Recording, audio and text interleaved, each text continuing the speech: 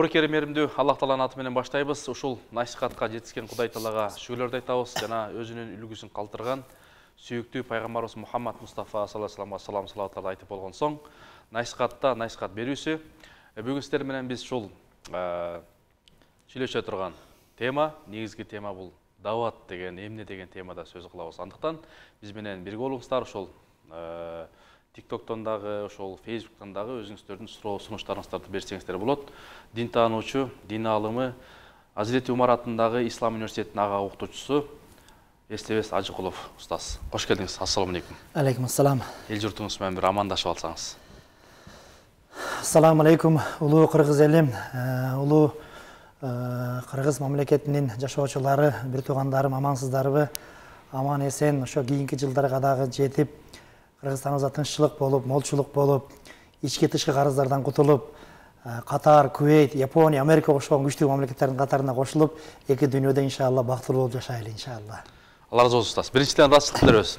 Ошол убакыт бөлүп келип, биздин насихатка, ошол жалпы эл журтка, телегөрүүчүлөргө, замандаштарыңызга ошол бир насихатта дават темасын тегерегинде сөз кылайын деп атабыз. Дават деген эмне бир токтолуп берсеңиз. Дават деген бул үгүт насаат, иманга чакыруу, жакшылыкка чакыруу, адеп ахлакка чакыруу, адамзатты адам болууга чакыруу деген маанилерди түшүндүрөт да. Алла Таала Куранда айтат: Астагфируллах, кунтум хайра умматин ухриджат линнас, та'муруна бил ма'руф ва танхауна анил мункар, ту'минуна биллах. Аузу биллахи минаш шайтанир ражим. Бисмиллахир рахманир рахим. Аллах Таала Куранда айтып атат: силер эң жакшы үммөт болдуңар дейт. Адамдардын пайдасы үчүн чыгарылдыңар, адамдардын пайдасы үчүн жаралдыңар. Силер жакшылыкка үндөйсүңөр, буйруйсуңар, жамандыктан кайтарасыңар, өзүңөр Аллага иман келтирип ишенесиңер дейт да. Биз Мухаммад алейхиссаламдын үммөттөрү ушундай бактылуу үммөттөрбүз да. Башка Иса пайгамбардын, Муса пайгамбардын, Нух алейхиссаламдын, Адам атанын, башка ошол үммөттөр ошол ибадатка гана буйрулган экен да. Алла Таалага сыйынган, намаз окуган, кулчулук кылган. Биз ибадатта кылабыз. Ибадат кылып эле өзүбүздү сактап калбай, башка бир адамдарды дагы ошол чакырганга милдеттүүбүз да. Бир сахих хадисте келет: Алла Таала периште жибериптир. Ушул эмени бир аябай бузулуп кеттир да.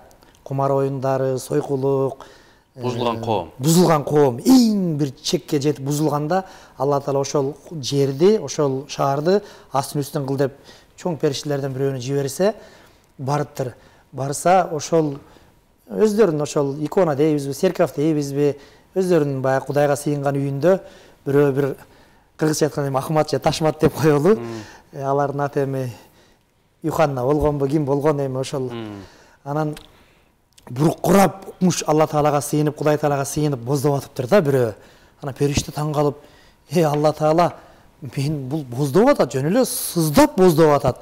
Мен кантип бул биякты астын үстүн кылам десе, Алла Таалам айткан экен: им мени ошол кишиден баштагын. Ал өзүнүн кара жанын, кара башын эле ойлоп, бейишке киргиси келип, тигилерге үн катпай койду. Им мени ошол жерден баштагын. Эскертпей койгон. Ошол жерден башта деген экен да. Ошого биз азыркы замандын адамдары, айрыкча алымдар, айрыкча алымдар. Карапайым адам дагы кирет. Ошол эки нерседен суралабыз. Кудайга ибадат кылдыкпы, кылбадыкпы, ошондон суралабыз. Элди, адамзатты жакшылыкка чакырдыкпы, чакырбадыкпы, ошондон да суралабыз да.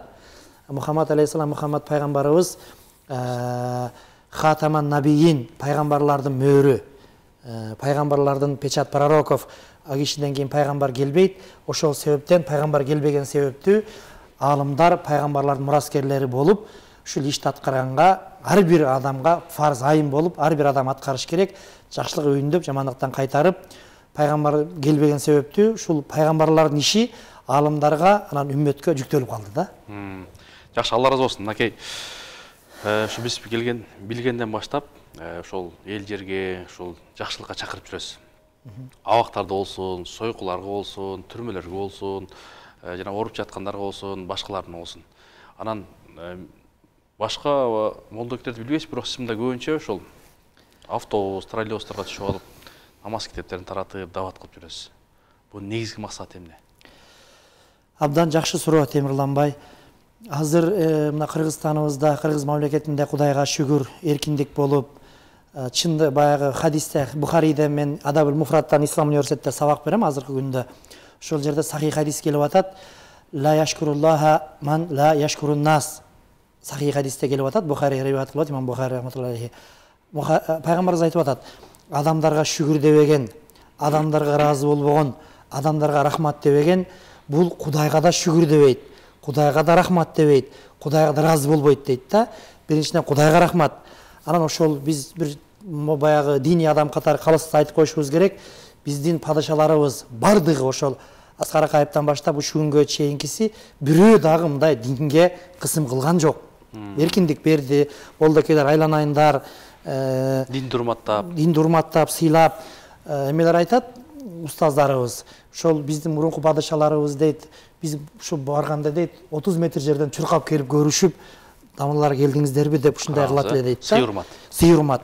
Ошол чындыкты калыстык үчүн айтып коюш керек. Ошол Аскар Акаевден баштап ушул күнгө чейинки бирөөсү дагы мындай динге мындай сол көзү менен карабай, оң көзү менен карап жакшы мамиле кылып атат да. Анан ошого биз шүгүр кылышыбыз керек. Кудайга дагы, буларга дагы. Анан ошону менен биргеликте Кудайга шүгүр ушу эркиндик болуп, ушу дават иштери, дин иштери, намаз, ажылык, орозо бүт мындай жакшы эле жетип калды да азыр. Аябай жетиштүү, бүт маалымат бар. Анан бирок ошол маршруткада болсун, троллейбуста болсун, ооруканада болсун, тойдо болсун, мен диний адаммын да, мен баягы атайын ошол динди окуп, 3 окуу жай бүттүм, ошол дин боюнча жогорку даражадагы алым деген ошол диплом беришти, жалаң 5 менен бүттүм. Анан мен эми баягы экономист же болбосо бизнесмен эмесмин да, мен диний адаммын, молдомун. Анан баягы сүйлөшө келген жерде 10 адам олтурса, же 20 адам олтурса, ошонун бир же 100 адам олтурса, бир 5-10% намаз окуйт, же такыр окуган эмес. А 80-90% баягы жерде таштап коюп аткандар болуп атпайбы намазды? Таштап койгондар болуп атат да. Мурда окуган, бирок таштап койгон. Анан машина миниш мага арам эмес, адал. Бирок ошол машина минип жүргөн арамдай сезилип кетип, жүрөгүм ооруп, кой ушу деп мен ошо Алла Таалага убада бердим. Дамла ушул жерден сөз улайбыз. Бияктан суроолор келип калды. Валейкум салам деп жооп беребиз. Кандай адам даватчы боло алат? Жөнөкөй катардагы адам даватчы боло алабы деген, Чыңгыз деген биздин көрүүчүдөн. Албетте бул ишти кылып үйрөнөбүз. Өз алымдардын иши. Анан сиз намаз окусаңыз, ошол намазга чакырып, шарий маселелерге кирбей, мындай бардыгына уруксат. Шариат, баягы шариат, шариат мындай орусча айтканда исламский юриспруденция, шариат маселелерине кирбей, ал алымдардын иши. Жөн мечитке барып туруңуз, намаз окуңуз, Кудай жалгыз, Алла айды жараткан, күндү жараткан деп айтсаң эч ким аны жараткан эмес деп айта албайт да. Акырын кыла берсе болот. Анан өз негизи алымдардын иши. Бирок ошол алымдарды жүктөп коюп берки адамдар кутулуп кетпейт. Алар дагы кыла берсе кылып үйрөнөт. 3 күнгө бир 2 жолу чыгып койсо, чоң кудам болуп үйрөнүп калат Кудай буйруса. Жакшы. Машинага келебиз Тамыла. Машина миниш мага арам эмес, Темирланбай. Бирок ошол маршруткада, троллейбуста бардык жерде айттым го, сөзүмдү кайталап айтайын.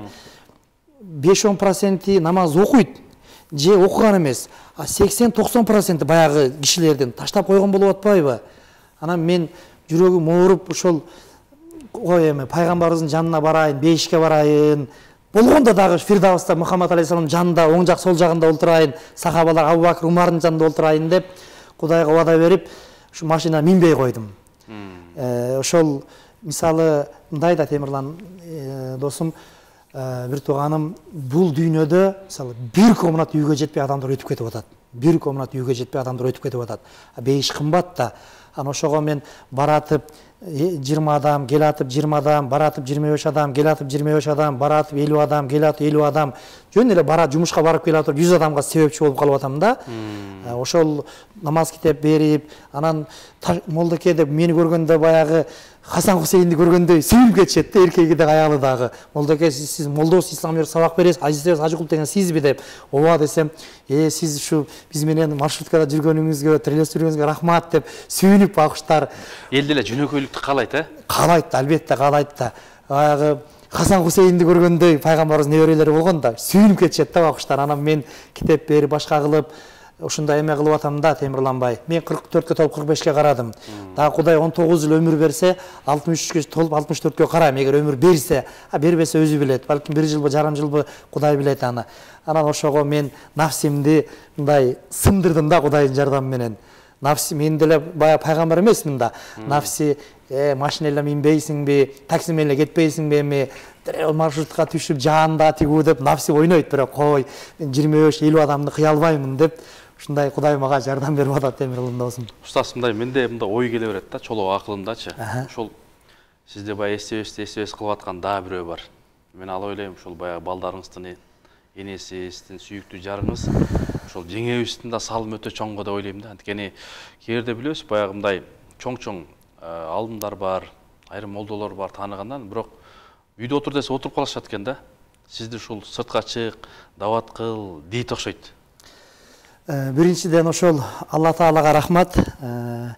Экинчиден мен өзүм апама рахмат. Мен апам Султан кызы Аят, апам аялым айтыптыр. Наргиза аялым аты. Наргиза менин балам элдин үстүндө жүрөт. Кудайдан тилеп алгам. Эстебес, мен мындан мурун 3 эркек 1 кызым каза болуп калып, өмүр баянында айтып бергем, элдер билсе керек. Мен Кудайдан тилеп алгам, колуңан келишинче жакшылап карагын деп апам осуят кылган аялыма. Аманат кылыптыр да. Аманат кылган.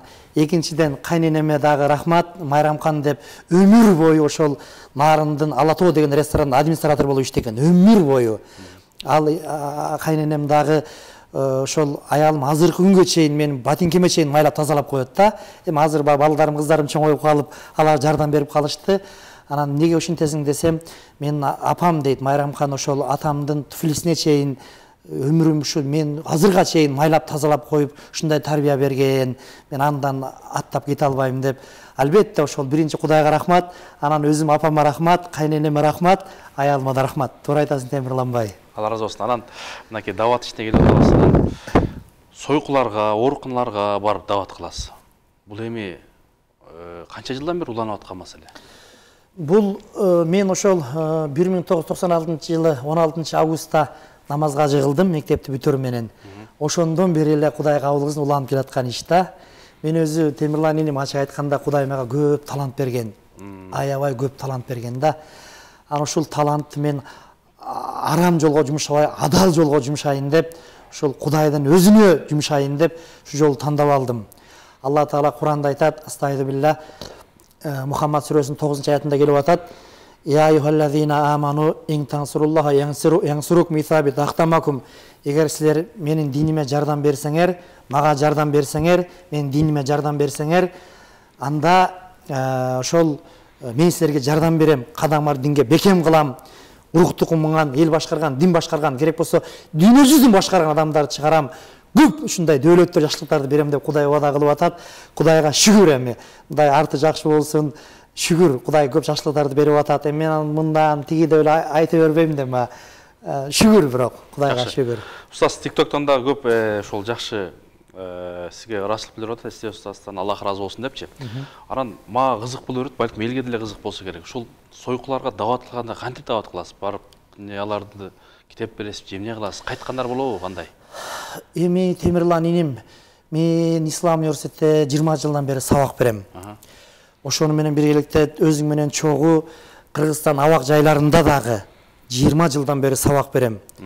Мен эми бу адамды көргөндө эле 90%, 100 десем го болбойт, 90% билем да. Бул соодагер, бул бай, бул кедей, бул сойку, бул бандит, бул сүтнөрша. Мындай эле окуйм да, окуйм. Как психолог? Окуйм, психолог. Анан барып эле сүйлөшөм, билем да. Анан ошо Кудайга шүгүр, дүйнө жүзүн билбейм. Кыргызстанда ошо мен аялым ошо сойку аялдарды, сүтнөрш аялдарды, түрмөдөн чыккан аялдарды үйгө чейин алып келип, ваннага жуунтуп, жоолугун тагып, көйнөгүн кийгизип, башка кылып кетирет да. Сабагын берип. Ошо жакында бир чоң ошо Кыргызстандын лидер молдолорунун бирөөсү айтты: "Эстеге ошо келин балага рахмат, рахмат. Мен азыр дейт бир бомуж аялды эрişип барып, же бир сойку аялды эрişип барып, ваннага түшүрүп, анан кийин жоолугуңду кийгизип, көйнөгүңдү кийгизип кетиресиң десем, аялым тиги сойкуну дагы мени да кошуп кубалап чыгат. Сен ошо аялыңа рахмат деп бир эң 2-3 лидер болса Кыргызстанда ошонун бирөөсү айтты да. Алай сүйүнүп калдым эми шүгүр деп. Ушундай жеңелерибиз бар. Аллах разы болсун. Баягы аккан арттан суагат дейт. Баягы аял бул мектеп, медресе дейт, Ошондуктан ушундай талим тарбия берип аткан аялдар, жеңелер бар, эжелер бар. Алла разы болсун. Анан ошол абактарга 19-20 жылдан бери сабак өтүп жүрөсүз. Ал жака барганда сизди атасы, энеси күткөндөй эле күтүшөт. Балким адамда жакшы көрсө керек өткөндө дагы шакирттериңиз айтып атат. Ошол абактарга кандай болуп барып калгансыз? Же чакырыштыбы, кандай, же өзүңүздүн талап мененби? Ошол 2097, 98, 99 жылдары мына бул Кулатовада чоң СИЗО бар. Анан биз жаш балабыз, анан баратып кетип атып, баягы кыйкырып эле дават кыла берчек. Анан бир жолу талга чыгып алдым. Талга чыгып алып дават берип атсам, кисеген 2 сотрудник келип мени кармап алды. Кармап, молдеке мындай болбойт, мыйзамсыз. Силер муфтиятка барып эле айтып эле кылсаңар киргизет деди. Анан ошол муфтиятка барып, Азамат деген досум бар эле, Билал шейх, Карыз байке, Абжапар байке, ошолор болуп анан кийин 2003 жылдан баштап расмий түрдө ошол ГСМ менен муфтият менен биргеликте уруксат алып баштадык. Анан ошол аякта мен биринчи жолу Беловодский деген зонага бардык. Барсак аякта бир тартип мага жакты, эч каяша сүйлөбөйт экен. Каяша сүйлөбөйт, угат. Анан сен келгенде ошол пайгамбарга дебейин, Хасан Хусейн келгендей, пайгамбарыбыз неберелер келгендей ушундай сүйүнүп жакшы кабыл алат. Эң адамзаттын дават жакшы уккан жер биринчи орунда бул абак жайлары турат. Абак жайлары турат. Экинчи орунда анан оорукана турат. 2003-төн ушул күнгө чейин ким түрмөгө зонага отурса, бардыгына мына бул колум менен, Темирлан мисалы, мына бул колум менен, шу эки колум менен 20 зона болсо, 20 тонна китеп киргиздим. Кудай кабыл кылсын. Эсептөөдөн өткөндө 20 жылдан бери ушу эме эсептесем, ар бир зонага 100 сааттан лекция окуп турмун да, 100 сааттан. 2003-төн ушул күнгө чейин Кыргызстан абак жайларындагы бир дагы эркек, бир дагы аял, бир дагы жаш бала мага дин жетпей калды, мага Куран жетпей калды, мага дисик жетпей калды деп айта албайт да. Бүт ошол намаз окуп калышат, бардыгы окуйт. Чыккандан кийин 5-10% таштайт, 80-90 улантып кетет. Кудайга шүгүр жакшы. Унутуп калайыкты айтып коеюн, Темирлан. Айтыңыз. Шүгүр, абак жайлардын бардыгына мешит салдырып бердик. Бирок бир өкүнүчтүү нерсе азыр бизде ошол атуу деген нерсени алып койгон, өмүр бою кесилгендердин саны ошо 400дөн ашып кетип атат да, 400дүн тегереги болуп калды да. 80-90% жаш балдар, ошол 80-90% жаш балдар 96-жылкы, 97-жылкы жүрөгүң ооруйт да. Анан эмне десең, молдеги арактын айы дейт да, ошо арактын азабы дейт. Ошо улуу кыргыз элим, улуу манас атабыздын тукумдары ошо аракты ичпей эле коелучу, аттын сийдигин ичпей эле коелучу. Ошону ичпей эле коелу. Анан арак бул жамандыктын ненеси деген пайгамбарыбыз. Арак жамандыктын ненеси деп Мухаммад алейхиссалам айткан. Анан мына бул Донецкий, Советский, Нарколайский центр больницалар ошол жерде да. Аерге барсаң батпайт да. Коридорго чейин жатышат. Эркеги дагы, аялы дагы. Ошо улуу манас атабыздын тукумдары, биздин ошо Кудайга шүгүр мамлекетибиз бар. Канча мамлекеттерде тынчтык болбой, согуш болуп атат. Ушуга шүгүр келтирип, мен силерден эң бир суранычым, бардыгыңардан ошол бүт бардыгы эркеги, аялы, жашы, карысынан бардыгыңардан суранычым, айрыкча жаштар арак ичпей эле коелучу. Арак ушу жакшылыкка жеткирсе, эл жеткенге мен жетпей калбайын деп, мен дагы ичет элем, бу дагы ичет эле. Арак эч качан арак адамды маңкурт кылат, көкмей кылат, келесе кылат, жинди кылат, эшек кылат арак. Ошон үчүн ушу адам болом десең, кыргыздын урук тукумун улайм десең, дүйнө жүзүн ошол бир мезгилде ошол тетиги кыргыз дөөлөтү деп, тетиги Алтайдан баштап биягынын бардыгын биздин ата бабаларыбыз улуу кыргыз дөөлөтү деп ушундай кармап турган экен да. Ошол кайтып келсин десек, ушу бир эле нерсе ушу аракты ичпей эле коелучу. Арак ичпесе иншалла башкасы жакшы болот. Биз Кудайга шүгүр жакшы жерде жашайбыз. 4 мезгил бар. Ушу аракты ичпей эле коелучу. Сиздерден чоң сураныч, айланайын кыргыз элим. Бомуш болуп атат, Бомуш болуп атат. Азыр бомуштардын саны Бишкекте 5000ден ашып кетип атат. 5000ден ашып кетип атат. Эркектерин Кудайга шүгүр мечитке апарып эптеп башка кылып оңдоп атабыз. Кудай оңдойт, биз себепкөр болуп атабыз. Аялдарын же мечитке алып бара албайсың. Кудайга шүгүр 20 хуторда бир медресе бар. илгери Будун Аксакалдын ошол баласы менен келинчекте атат, ошо эки анча-мынча алып барып, аялдар ошол жактан оңолуп келип атышат. Аны да айта кетиш керек. Жакшы устаз, бул жакта да суроо келип атат. Ошол 40 күнгө чыгып келип 6 айдан кийин кайра арак ичип алып, кайра мечитке баргандан уялып атам, дамыла бир кеңеш бериңизчи деп атат. Уялбаңыз, мечитке бара бериңиз иншалла. Мен Ислам университетте иштейм, азыр биз каникулдабыз. Ошо февралдын 1-нен баштап мен жумушта болом. 2-нчи, 4-нчү, 5-нчи күндөр Ислам Көбөл Московскийде болом. Мага келиңиз. Ал эч уялыштын кажети жок. Бул Темирлан ачык айтканда намаз бул Кудайдын парзы. Намаз өзү оңой, жакшы. Бирок буну кимге Кудай оңой кылса оңой да. Жөн эле оңой болсо илим бар окуй бербейби? Аны үчүн адам жүрөгүн бериш керек, сүйүш керек. Алла Таала Бакара сүрөсүнүн 45-нчи аятында айтат: Астагфируллах, вастаину бис-сабри вас-салати ва иннаха лакабиратун илля алал хашиин. Алладан жардам сурагыла сабыр менен жана намаз менен. Бирок намаз бул оор, кыйын деп Кудай өзү айтып атат. Мен айткан жокмун аны, пайгамбар айткан жок. Кудай өзү айтып атат. Илля алал хашиин. Бирок Кудайдан корккондорго, Кудай жүрөгүн ачкандарга, Кудай мындай бир ушундай бир даңгы жол кылгандарга жеңил дейт. Ар кимге оңой эмес экен да. Ошого ушундай бир олий адамдар бар экен, олий заттар бар экен, жакшы улуу адамдар бар экен да. Бейиште намаз жок Темирлан. Бейиште жалаң жиргализм да, аякта бүт ошол жакшылыктар болот. Бирок бейиште намаз жок. Кээ бир ошо улуу адамдар айтат экен, намаз жок, бул кандай бейиш, не деген бейиш дейт экен да. Карачы, мен антип айта албайм, мен намаз жок десем мен жакшы экен дейм да. Сен да ошентишиң мүмкүн да. Бирок ошого иншалла биз акырын-акырындан мусулманчылык акырын-акырын болот да. Пайгамбар айтып атат: "Хада дин матин, вагул фи биррифик." Бул дин дейт, катуу, оор, күчтүү, бекем дейт. Буга мындай акырын өзүңөрдү көндүргүлө дейт да. Бул дин менен күрөшпөгүлө дейт, согушпагыла дейт. Эгер күрөшсөңөр, оор кылсаңар, жеңилип каласыңар дейт да. Акырын-акырын көндүрүш керек. Акырын 1-2 маалдан, 1-2 маал, 3 маал, 4 маал, 5 маал, акырын-акырындан биринчи парыздарын окуп көн, анан сүннөттөрүн кош, акырын-акырындан. Сахих хадисте келет, окуяда Мухаммад пайгамбарыбызга бир бедуин төө кайтарган койчу араб келип, Алланын элчиси мага намазды үйрөтүңүзчү, айтыңызчы дептир да. Анан Мухаммад алейхиссалам, Мухаммад пайгамбар айтыптыр: багымдат 2 рекет парыз, пешим 4 рекет парыз, асыр 4 рекет парыз, шам 3 рекет парыз, куптан 4 рекет парыз. Ушуну оку дептир. Анан ушуну эле окусам бейишке кирем дептир. Ооба киресиң дептир. Анан сахабалар сураптыр: Алланын элчиси, сиз буга сүннөттөрдү, витирлерди айткан жоксуз го десе, аны айтсам оор болуп кетпесин, силер үйрөтүп коесуңар, ийгини үйрөнүп алат, ушуну окуй берсин дептир да. Ана акырын-акырындан. Жакшы, калгыл олия намаз окуганбы деген суроо берип атат. Баха деген баатыр. Калгыл олия намаз окуган, намаз окумак турсун, олия болгон ал, олия болгон. Калгыл олиядай азыр Кыргызстандагы бир дагы адам жок. Эгер болсо анда жакшы болот эле. Ошол калгыл олиянын да бир сөзү бар, ошол катуу болсоң жердей бол, баарын чыдап көтөргөн, таза болсоң судай бол, баарын жууп кетирген дейт. Демек ошол намаздагы даарат менен башталат. Андыктан урматтуу бир туугандар, бүгүнкү темабыз ушул дават жөнүндө сөз кылып атабыз. Ошол дават деген азыр устаз жакшы аныктама берип өттү. Анан 3 күн, 15 күн, 40 күн, 4 ай, 1 жыл деген дават бар. Ушуларды токтолуп берсеңиз. Дават ошол парз айын бардыгыбызга милдеттүү. Анан ошол дүйнө жүзүндөгү аалымдар ошол азыр мисалы тиги Ислам университетке барып оку десем окуй албайт да. Мисалы биз 35-40тан кийин албайбыз да, окуйм десе дагы албайбыз да.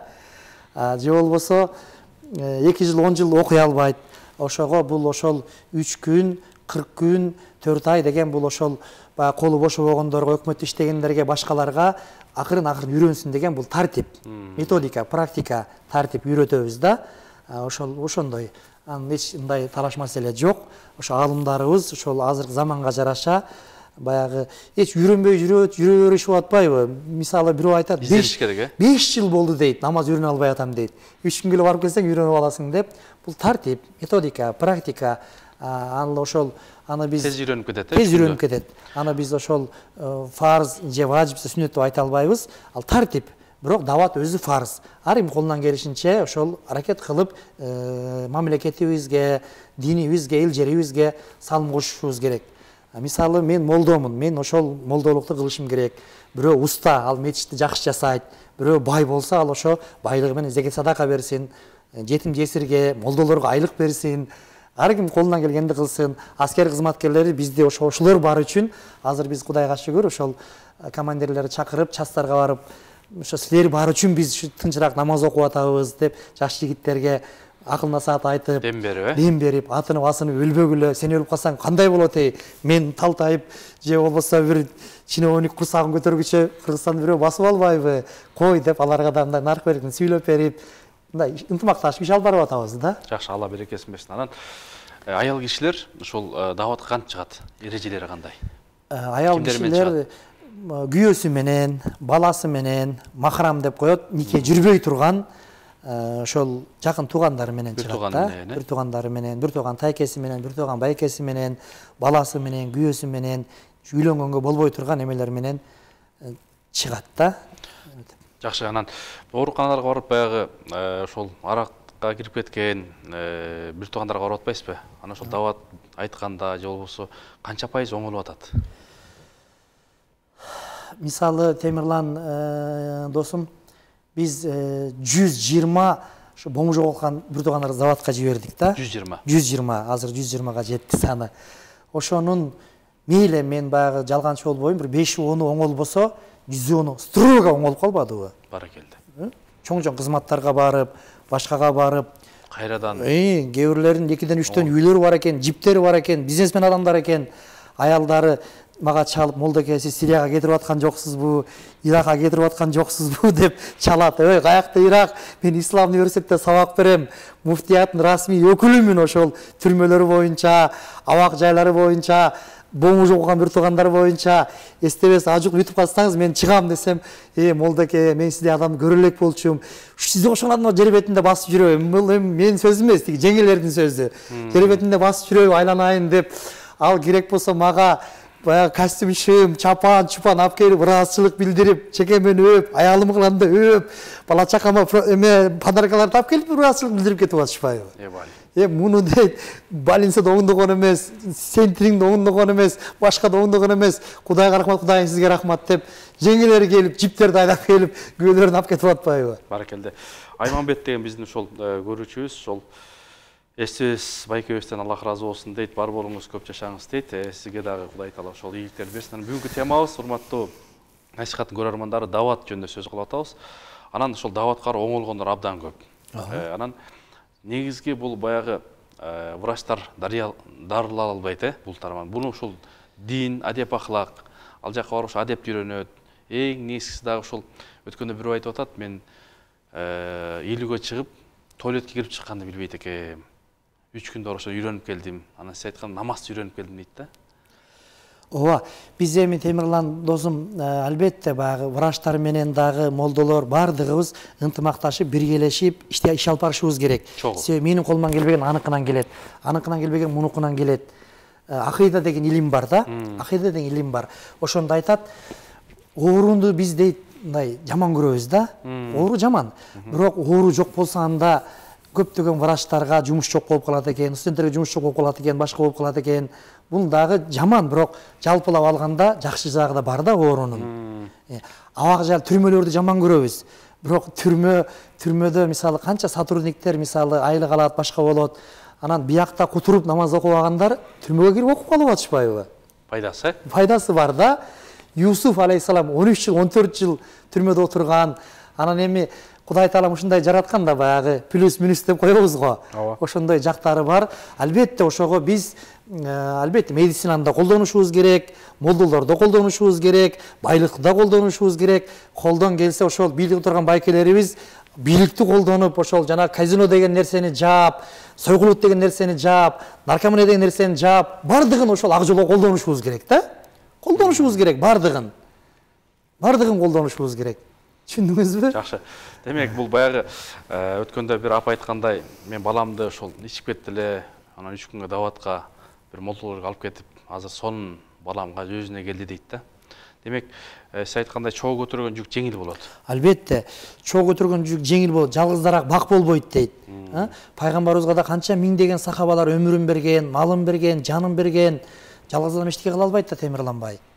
Ошон үчүн бул Өзбек ажынын же сенин же менин же Абдышүкүр Дамырлардын иши эмес, бардыгыбыздын ишибиз. Бардыгыбыздын ишибиз. Индияда бир ушундай окуя болуптур, Индияда. Айтыңыз. Бир Чайдан ичиңиз. Бисмиллахир-рахманир-рахим. Бир мусулман жигит Индияда болгон окуя. Бир индуска кызды сүйүп калыптыр. Сүйүп калып анан аны мусулман бол деп чоң Индиянын бир олия машаяктарына кыйындарын алып келип 2 саат, 5 саат, 7 саат дават кылыптыр да, лекция окушуптур. Болбой коюптур. Тиги кыз мусулман болбой коет. Анан дворник көчө шыпырып аткан мечиттин кароолчусу: "Кызым, сен аларды укпагын. Сен муну сүйөсүңбү? Бул эми Ахматты, Ташматты, индустардын аттары не болот? Кандай болот индустар? Жармыбек Бозогүл. Жок.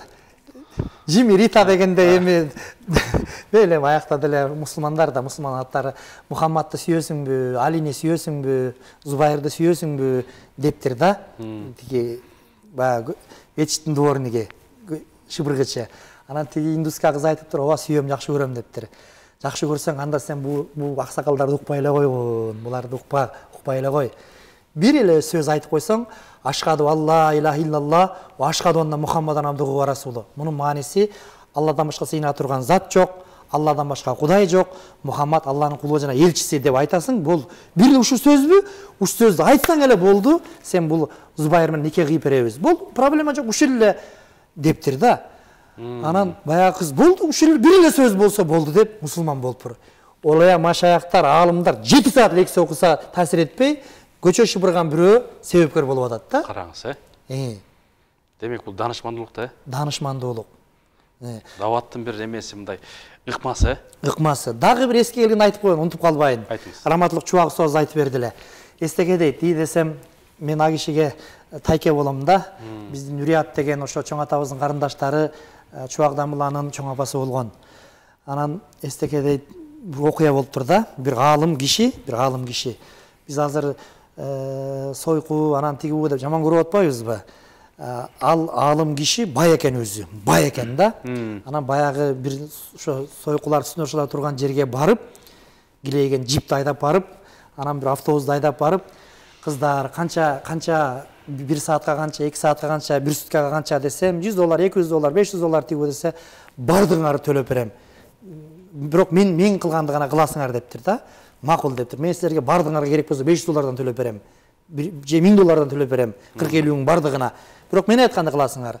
Анан мейли $500,000 макул болуп, баягы 40-50 сойку бүт бардыгын автобуска салып, анан кийин бардыгын ошо бир тоого алып барып, тоодо бир чоң үңкүр бар экен да. Анан бардыгына ошол жоолук кийгизип, хижап салып, башка кылып, бардыгын төлөгөн да. Анан төлөгөндөн кийин тиги кыздар анын айтканын угуш керек да. Бардыгын ошол алып барып туруп, анан кийин өзү имам болуп, мен азыр намаз окуйм, аркаман жыгыласыңар дептир. Анан бардыгын саждага жыгылып анан ыйлаптыр да: Кудай, мына мен буларды хижапта кийгизип койдум. Намазга да жыгып койдум. Мен Кудай эмесмин, сен эмесмин, мен Кудай эмесмин. Буларга иман берип ийгендей, калганын сен бересиң деп Алла Таалага док болуп ыйлаптыр да. Карачы, мына ошол жерден почти ошонун бардыгы мусулман болуп, исламды кабыл алып, сойкулугун таштап, олия заттар болуп кетти деген кабарлар да бар да. Мына Чубактан бул өзү айтып берген мага. Керемет. Сиз да ошол барып көп дават кыласыз. Ошо өзүңүздүн тажрыйбаңыздан айтып берсеңиз.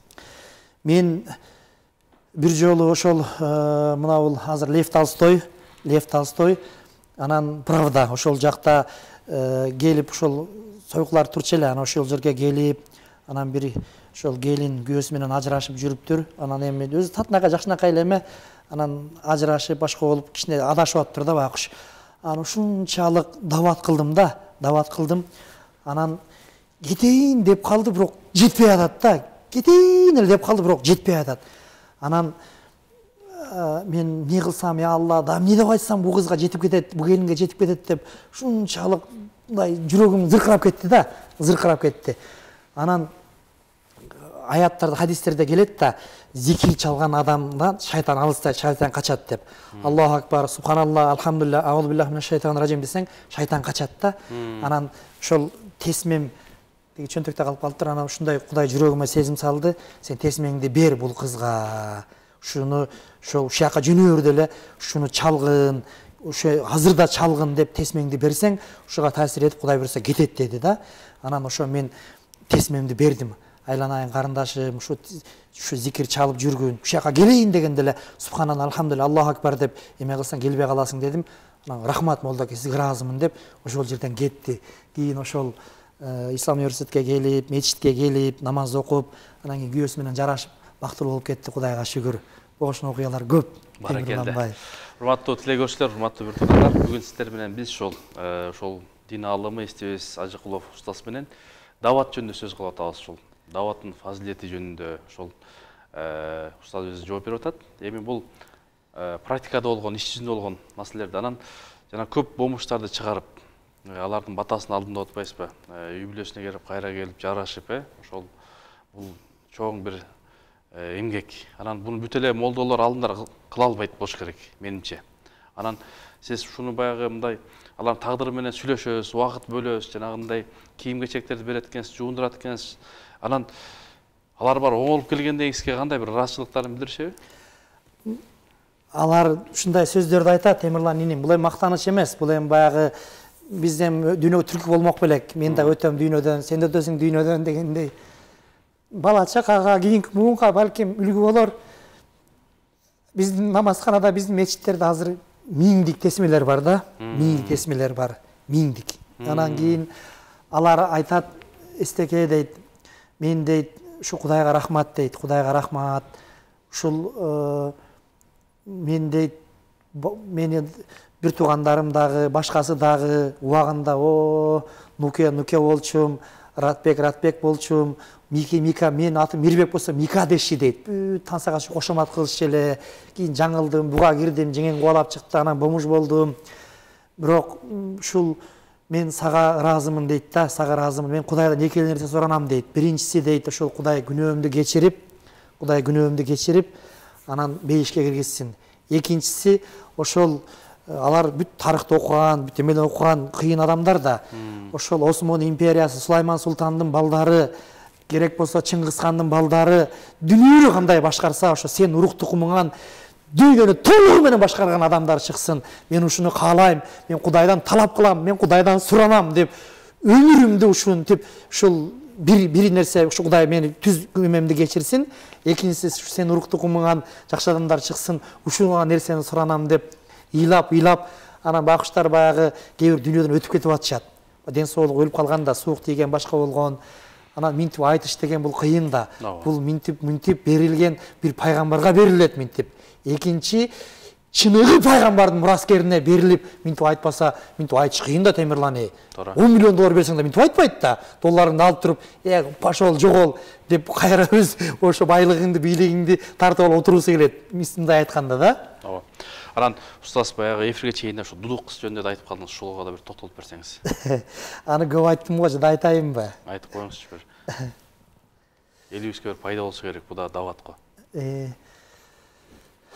Эме ошол ата-энеси бир дудук, ата-энеси дудук, өзү ал сүйлөйт. Ошол келип менин кызымды айтыптыр да, кызыма насип жүр, экөөбүз Дордойго барып мороженое саталы дептир да. Анан мен мороженое сатканды билбейм да, мен сата албайм да дептир кызым. Анда ал кыз айтыптыр, силер атаңарды аябайсыңарбы, атаңар силерди багам деп Дордойдо, Сумда, маршруткаларда, больницаларда, мусорда көрүнгөн жерде мен ошол китеп таратам да, Кудайга шүгүр, сатпайм, бекер таратам. Бекер таратам да. Анан тиги кыз, жаш кыз ойлоптур да, ошол кор болуп силерди багам деп ар кимге жалдырап китеп таратып жүрөт, намаз китеп сатып жүрөт, сатат деп ойлоптур да багыш. Сатып жүрөт, атаңарды аябайсыңарбы, мындай болбойт, жалко ему деп орусча кыргызча аралаштырып, болбойт мындай деп баягы кыз ыйламсырап менин кызыма айтыптыр да. Анан кызым мага ыйлап келип атпайбы? Анан мен айттым, туура дедим, кызым, эми албетте кээде баягы айырып коет, кээде жаман сөздөр менен сөгөт, айрып ийет, башка кылат. Анан мен бирок сатпайм кызым, мен аны бекер таратам. Бирок ушул 11 жашар кыз, ата-энеси дудук, 11 жашар кыз ушунча мени баалап атса дедим да. ушунча мени баалап атса, айды күндү жараткан, асман жерди жараткан, Иса пайгамбарды жараткан, Муса пайгамбарды жараткан, Мухаммад пайгамбарды жараткан, арш күрсүнү жараткан, бардыгын жараткан Алла Таала ушул кызча кантип мээрими болбосун. Бул ошол пайгамбарыбыз ошо тирүү кезинде 10 адамды бейишке киресиң деп айтканда, эгер пайгамбар тирүү болгондо эстеге сен дагы бейишке киресиң деп айтар беле. Атасы да дудук, апасы да дудук. 11 жашар кыз ушинтип айтып атса, бул Кудайдын жакшылыгы, Кудай Таала ушул кыздын мээрими аркылуу мага мындай дем берип атабы, күч кубат берип атабы деп ушундай сүйүндүм да. Анан мен азыр Аллага шүгүр эми китептеп калдым Темирлан инем. Мен азыр кыргызына дагы, орусуна дагы, кытайына дагы, японуна дагы кыргызча, орусча, англисче таратып атам да. Анан ошо Кытайга болсун, оруска болсун, англичанга болсун бергенде Кудай алса экен ушул деп ушундай баа бергенде тигимти ойлонуп калат да. Анан ыргы тийип алса экен деп эме кылып жүрөгүм 100 жолу ушу толгонуп титирейт. Анан баягы орусу болсун, кыргызы болсун, немиси болсун, англичаны болсун, кытайы болсун, рахмат, сизге чоң рахмат, Алла ыраазы болсун, рахмат, спасибо вам большое деп ушундай жүрөгүмөн алганда сүйүнүп калам да. Аябай сүйүнүп калам. Машалла, Алла ыраазы болсун. Сизди ошол шопурларды эле таанып бүтсө керек, Бишкектеги. Кудайга шүгүр. Молдоке музыканы өчүрөйүн, баштай бериңиз деп. Өздөрү айтышат. Өздөрү айтат. Мен түшкөндө эле уже Молдоке деп чакырат да.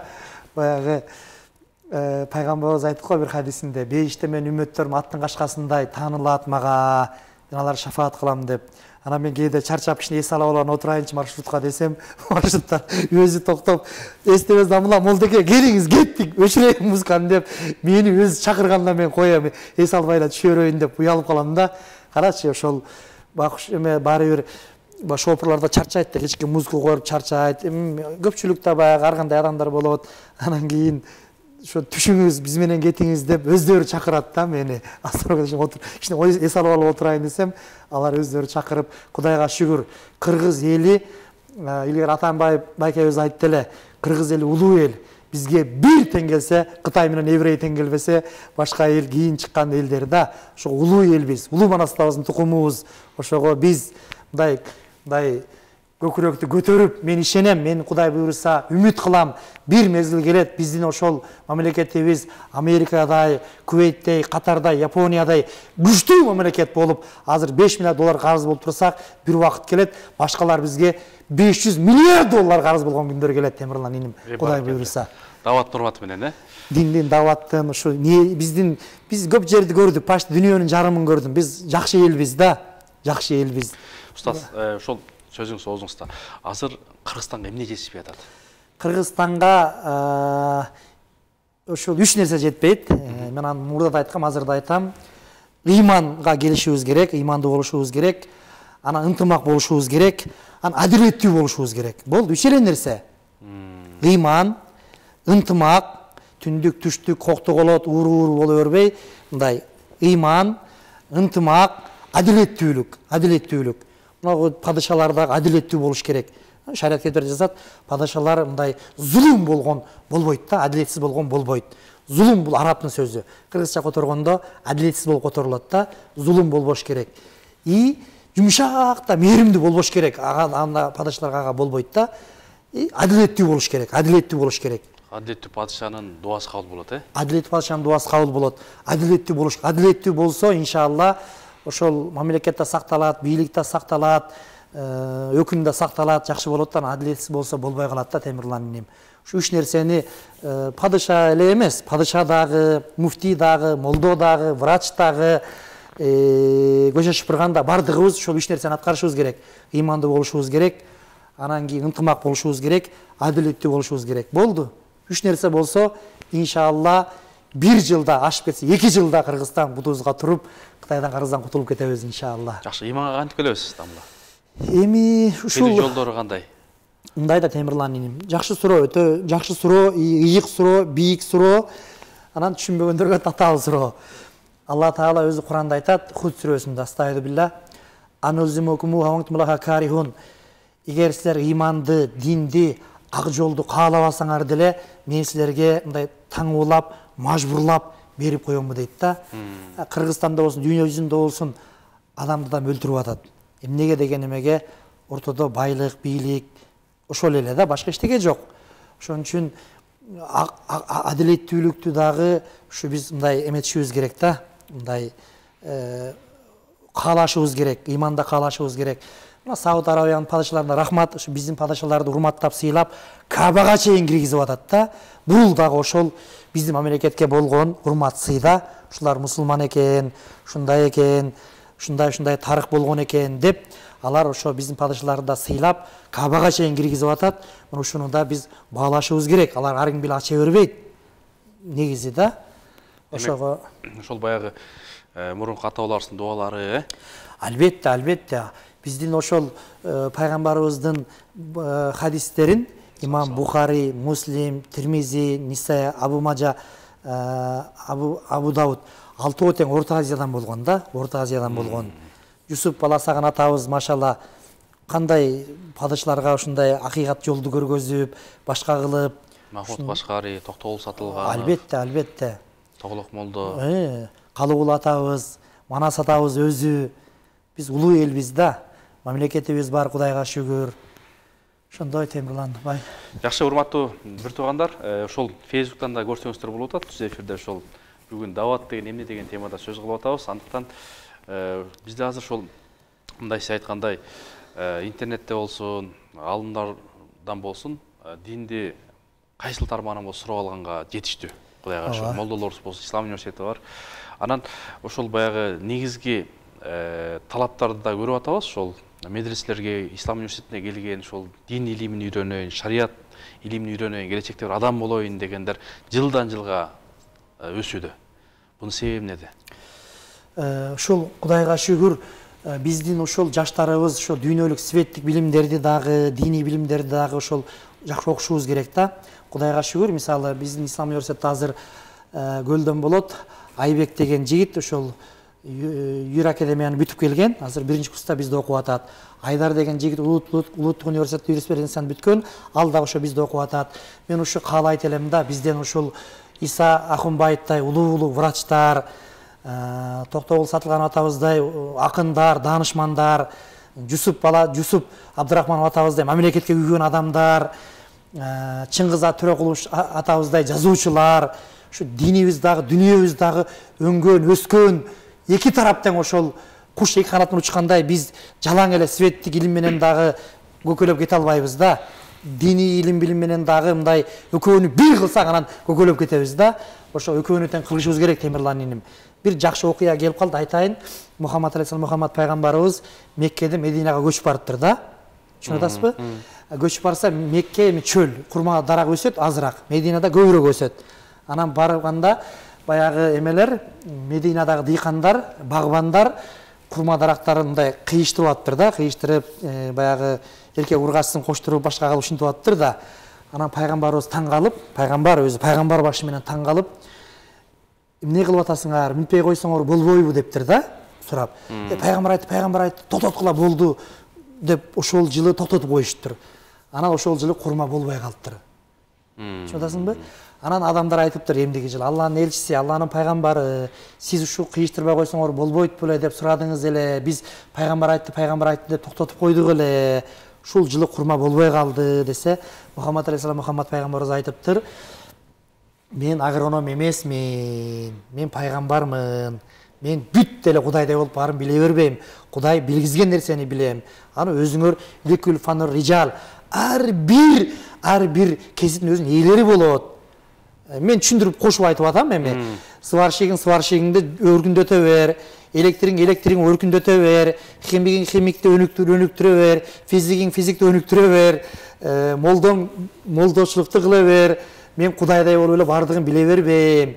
Мен Кудай билгизген нерсени сүйлөйм, Кудай билдиргенди айтам деген экен да пайгамбарыбыз, пайгамбар башы менен. Баракелде. Ошон үчүн биз ошол светтик илимдерди, дүйнөлүк илимдерди дагы, башканы дагы ала жүрүшүбүз керек. Мен мисалы улуу кызым Фатима, азыр мен мажбурлаган жокмун. Апасы экөөбүз кеңешип, окуудан окуу тандап, башкадан башка тандап, азыр өзү ошо Кыргызстан эл аралык университетте англис, араб тили боюнча жалаң 5ке 1-курста окуп атат. Мен аны Ислам университетине бар деп мажбурлаган жокмун. Башка эмнеге мисалы биздин кыздарыбыз, биздин балдарыбыз орозо отунбай эжебиздей болуп 10 иштесе болбойт. оонда отурса болбойт. Ошол жерде деле жоолук салынган жакшынакай аялдар отурат, эркектер отурат, сенин балдарың, менин балдарым, башканын балдары, өзбек ажынын балдары оонда отурса болбойбу? Эмнеге болбойт? Болот. Баракелде. Алла разы болсын. Устаз, бизге бөлүнгөн убакытта соңуна келип калды. Тез эле. Бул эми өтө чоң тема. Кудай буйрса, мен ойлойм, ушу жалпы эл журтуңузга бир жакшы бир жыйынтыктап сөзүңүздү айтып анан бир жакшы бир дуа батаңызды берсеңиз. Мейли, иншалла. Иншалла, эми Кудай Таала Кыргызстаныбызга жакшылыктар берсин. Падышларыбызга иман берсин. Падышларыбыз атпай турган, сатпай турган, качпай турган болсун. Кыргызстан жалаңы төңкөрүш боло бербей, тойлор болсун. Түндүк түштүккө бөлүнбөй, коктоголотко бөлүнбөй, урууруга бөлүнбөй, улуу Кыргыз мамлекетинин дөөлөтүн куралы. Улуу Кыргыз мамлекетинин дөөлөтүнө 6 айдан баштап бияктын бардыгы кирчи экен да. Ошондой улуу Кыргыз мамлекетинин дөөлөтүн куралы. Түндүк түштүккө бөлүнбөй, коктоголотко бөлүнбөй, урууруга бөлүнбөй, ынтымак бололу. Падышаларыбызга да Кудай Таала жардам берсин, ак жол көргөзсүн, муфтийлерибизге, СМН жетекчилерине, НВДнын жетекчилерине, милицияларыбызга, көчө шубургандарыбызга, врачтарыбызга, бардыгыбызга, молдолорубузга ынтымак берсин. Өзбек ажы Кудайдан кийин себеп болуп экөөбүздү чыгарышка ошо киши себеп болуп, Өзбек ажынын рухуна Кудай Таалам береке берсин. Ага жакебиз дагы жүзгө чыгып, Бакай атайыбыздай аман болсун. Кудай Таалам чубак-дамырыбыз айтып калчу эле, үй жокко үй берсин, уй жокко уй берсин, аял жокко аял берсин, күйөөсү жокко күйөө берсин, баласы жокко бала берсин, кыз жокко кыз берсин. Кудай Таалам Кыргызстаныбызга, дүйнөгө ошол Украинада согуштар токтосун, Газада согуштар токтосун. Кудай Таалам Кыргызстаныбызга, дүйнө жүзүнө Адам атадан баштап Мухаммад пайгамбарга чейин алейхиссалам эмне сурап ошонун баарын берсин. Адам атадан баштап Мухаммад пайгамбарга чейин алейхиссалам эмнеден сактанса баарынан сактасын. Кудай Таалам 20 жылда Мухаммад пайгамбар эмне сурап ошонун баарын берсин. Алла Таалам, Кудай Таалам 20 жылда Мухаммад пайгамбар эмне сактаса баарынан сактасын. Кудай Таалам Ибрахим пайгамбар рух тукумуна береке берген, биздин рух тукумдарга дагы кыргыз элибизге да Кудай Таала береке берсин. Мухаммад алейхиссалам рух тукумуна береке бергендей, биздин рух тукумдарга дагы кыргыз элибизге Кудай Таала береке берсин. Дүйнөгө тынчтык берсин. Ушул согуш болуп аткан мамлекеттер согушуп отуп, өчүп, сен экөөбүз бар бошак жакшы сөздөрдү сүйлөп, жараштырып, Өзбек ажыны кошуп алып, Абшур дамланы кошуп алып, биздин ошол кыйындарыбызды кошуп алып, ошолорду жараштырган Кудай Таала биз себепчи кылсын иншалла. Амин. Валлахи Раббана атина фид дуния хасанатан ва фил ахирати хасанатан ва кина азабан нар. ربنا اغفر لي ولوالدي وللمؤمنين يوم يقوم الحساب اللهم أعنا على ذكرك وشكرك وحسن عبادتك. Аллах Таала иншалла бизге ошол алымдар дуа кылып атат, берсе бейиштик балдарды, бейиштик кыздарды, бейиштик келин күйөө балдарды берсин. Баары жакшы болсун иншалла. Ушул дуа бардыгын камтып алат дейт, ушуну окуп анан бүтүрөлү. Амин. Валлахи Раббана атина фид дуния хасанатан ва фил ахирати хасанатан ва кина азабан нар. ربنا اغفر لي ولوالدي وللمؤمنين يوم يقوم الحساب اللهم أعنا على ذكرك وشكرك وحسن عبادتك. Aziz байка bizi тартып атат, Aziz байкабыз Кудайда ден соолук берип, шумарбадан агарып көгөрүп, үй жайлуу болуп, он балалуу болуп, жакшылыктар болсун да. Кудай Таала эмне эки дүнүмө жакшы ошонун баарын берсин. Эки дүнүмө жамааты баарын сактап, өзү кыямат өзүнүн бейиште жүзүн көргөзсүн. Бейиште урук тукумубуз менен пайгамбарыбыздын кыздары менен кыздарыбыз бирге болсун. Аялдары менен аялдарыбыз бирге болсун. Баары жакшы болсун. Кудай бүт жакшылыктарды берсин эки дүйнөдө. Амин. Аллаху акбар. Алла разы болсун устаз. Кудай Таала мал жаныңызга, аманыңызга береке берсин. Урматтуу телекөрүүчүлөр, бүгүнкү ушул эфирибиз соңуна келип жетти. Кудай Таала баардыгыңыздарды Кудайым жакшылыкка чакырган, жамандыктан кайтарган инсандардан кылсын. Кийинки оодон амандашканча Аллах Тааланын саламы, тынчтыгы, берекеси сиздер менен болсун.